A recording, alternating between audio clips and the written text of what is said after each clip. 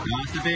5-5 á sigurum, bjóstu við þessu, þetta bara hreinlega mós og andinn einhvern veginn? Þetta klárlega mós og andinn og ég veit ekki hvað ég bjóst kannski alveg við 5 sigurum en ég var alveg viss að við myndum byrja mótið vel svona með hvað við lögðum á okkur í sumar og bara hvernig undirbúningstímabilið var með að mikið stígandi í því og við erum bara erum að búa til nýtt lið í vörn og sókn með að svona menn alltaf varu uppleið og ég var alveg vongur það að við myndum byrja mótið vel en hvort maður bjóst til 5 sigurum í 5 leiki, ég veit það ekki en við getum verið ánægðir með það. Við sjáum eina boltinn fara middan á seinasta leik, getur sett þetta smá eftir af honum og Sigurjón Bragi með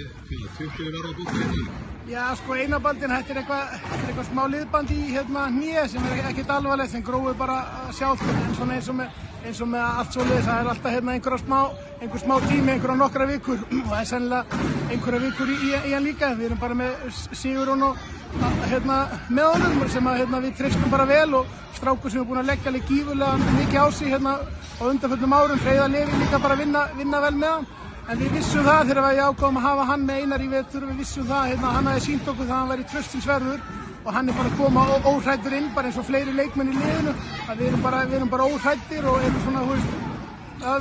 við erum bara svolítið að gunna á þetta og sækja á þetta og hann kemur bara inn í flott lið og fylgir því og við getum verið mjög ánægðir með hans innkomu og vonandi bara nær hann að halda því áfram. Óskar Lukki kemur inn á bekknum í dag, inn í sókna, örugglega á korterstímabilinu með 9 mörk og einhverjar stóðsendingar. Getur þú sagt eitthvað nákvæmlega frá því hvað hann gefur mikið fyrir liðið inn á bekknum? Bara, Óskar gefur okkur bara mikið, hann er bara góður í handbolta, góður spilari, fín skot, mjög góð yfirsýn, getur spilað allar áttir. Já, hann kemur vissulega inn á bekknum en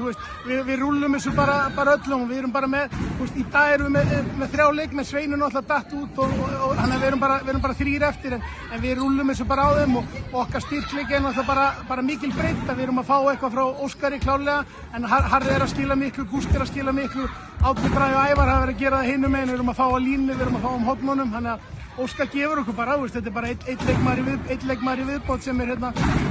góður og hann bara líka fittar inn í það sem við erum að gera og þegar við fengum hann í sumar þá vissum við að hann væri leikmaður sem spilaði